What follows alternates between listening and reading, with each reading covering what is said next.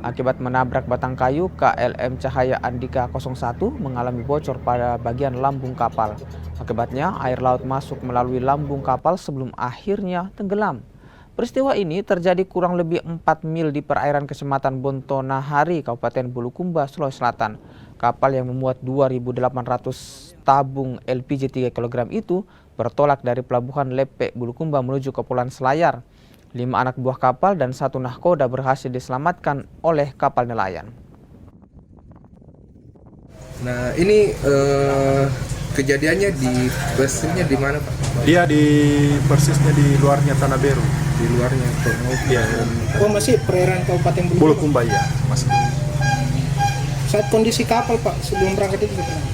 Dia kondisinya baik. Oh, layak berlayar. Layak laut, dia layak laut, berlayar. Tapi saya dengar ada dugaan Pak melebihi kapasitas muatannya. Bagaimana? Oh tidak Pak.